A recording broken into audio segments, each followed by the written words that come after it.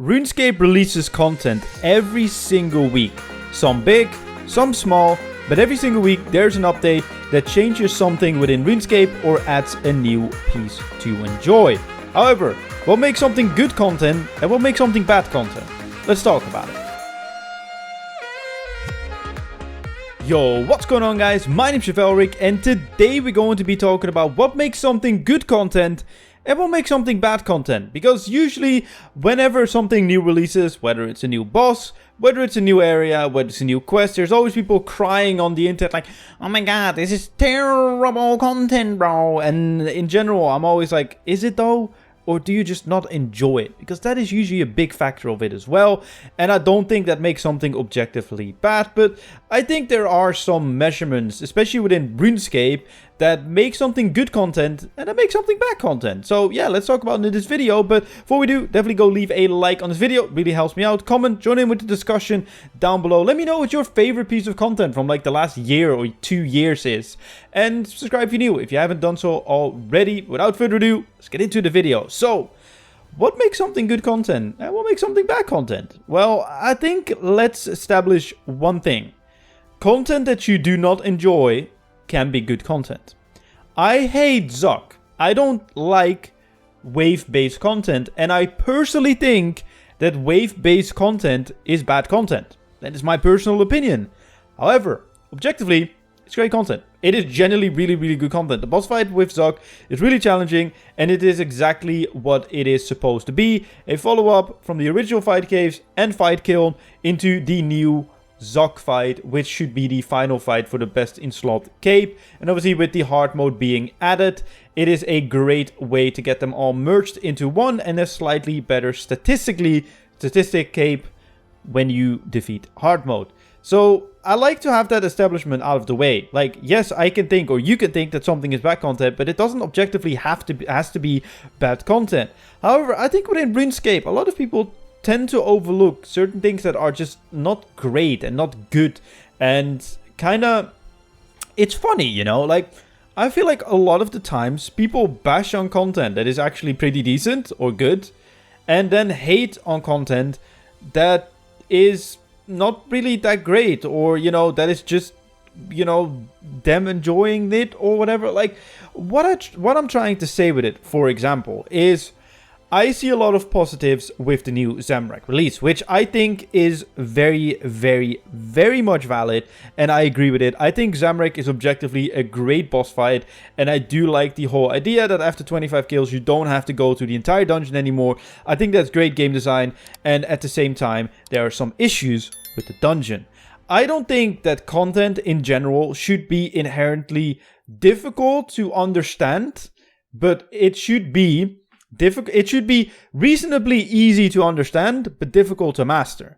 So what I mean by that is the Zamorak dungeon has a few flaws in them, and I think that is a very good example, and kind of inspired me to make this video as well.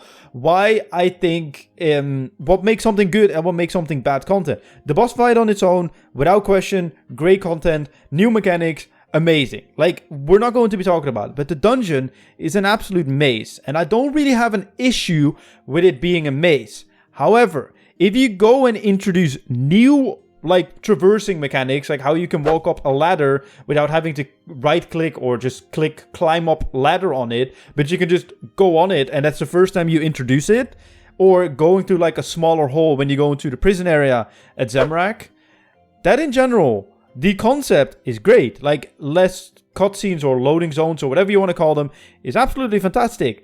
But don't introduce it in something that is already a maze. If people trying to make their way through it and are struggling to find where to go because it is a maze, then don't add something that people know from playing in the past they cannot go through or cannot interact with. Like, that small hole in the prison, no one in RuneScape would be like, oh, I can go through that because, you know, that is something I've been through in like different quests already or in my other journeys within RuneScape. No one knew you could go through it. That's the same with that ladder. I mean, the ladder is just at the end of the hole, so you found the hole, you're probably like, well, to be fair, I was stuck in that hole to begin with, because I was like, well, there's a ladder, I can't right click climb up on it, so there's no point in me going there. But then I clicked on it and then I went up because I had to ask someone in a Twitch chat.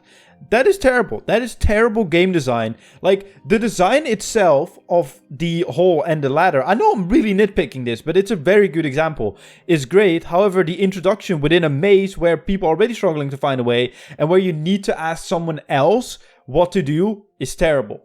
And I think that is something RuneScape sometimes doesn't do well. And that is give a good explanation within the game that is very understandable for people to get. A lot of people don't like to read dialogue. And you could say, well, that is their fault. But in general, I feel like it is a better thing to just show people or have people do a small tutorial of new content that is, you know, more expansive, like how they did with the god arrows and how you had to make them. It was like a mini tutorial, but it felt okay because you could just interact with it and you could just stay where you wanted to stay. Like if you just wanted to do the fire making method with like the cutting of the creatures, you could just do that and that was completely fine. However, it was kind of like telling you to move on so you could like learn the whole process, and I think that is great. I think it's great to have an introduction like that, but what I'm pretty much trying to say is something that is just not good content is where you need to go to the wiki or you need to understand it via like different explanations from different people or watch a YouTube guide on it. That is not great content. The player-owned farm and the way it functions, like how it really functions and how you should really go about it, it's just so confusing to people and it's just not well explained, thus making it like initially, like obviously for experience and the content that is there is actually good, but just the interaction and the enjoyability of the content, because people don't really understand it, doesn't make it great because the explanation is just convoluted and too basic. And I just like, I know it's very niche and it's very specific and nuanced what I'm trying to say in this video, right? Because I can already see a couple of comments saying like, oh, well, you're saying they're good content, but you're then claiming that it's not good content. I know, bro. Like, I know, but that's what I'm trying to say. Like, I think there's so much good content within RuneScape that is kind of being left behind or kind of is not appreciated as much because of the explanation that is there. And then again, when something is not that great of content but, you know, makes people a lot of money, like ED3 trash runs, to give a very good example and a very recent example, that is great content if you want experience and money, but it's not good content for A, the game, and B, well, it pretty much is you start an account and as soon as you can, you go to ED3, make a lot of money, set up your account, whether it's an Ironman or not an Ironman, and you get 99 in all combat stats, and then you just use the money, especially on the main, to buy all the other 99s, and then you're maxed. And then you literally interacted with like 2 pieces of content. Yeah. That's not good. That's not good content. And that's why I think it's very good that they nerfed the ED3 dungeon, but then again actually buffed it because they improved the other areas. Because I think it's good. The further you get into the dungeon and the more difficult the mobs get, the more loot you actually gain as well. And I think that is pretty much it when it comes to good and bad content. I think it's a very nuanced decision, and one thing I would like to kind of add at the end of this video as well is a lot of people hate on JMods for like not playtesting, not doing this, not doing that, blah, blah, blah, blah. They are putting all their love and all their care into these pieces of content, and they want them to be the best as they can be. And trust me, if they had more time to test things, if they had more time to develop things, they would take it, but they're still crunched on time. We talked about it multiple times. That's why I kind of wanted to add it into the end of the video for the people that are really dedicated and watch my videos all the way to the end. Shout out to you, by the way. You're an absolute freaking legend. But it's just something that always pisses me off, man. Like, it's always something that pisses me off. Like, oh yeah, they don't care about the game. Look, RuneScape is such a niche and specific game to work on, and it doesn't specifically pay well compared to like other games that you can work on in the same function or same job title or whatever you want to call it. It's just not worth it to work for RuneScape if you don't really care for it, unless you really, really want a job. And that's, I don't think, if you see anything about the team within RuneScape, whether that's an interview on a news blog or whether it's the live streams, they're all very, very passionate people that love this game and want the best for the game. So they are trying to put out the best content as possible. And obviously, let's be honest, they want the best content to be out there because people talk about it. And if people talk about it, that means more people get into the game.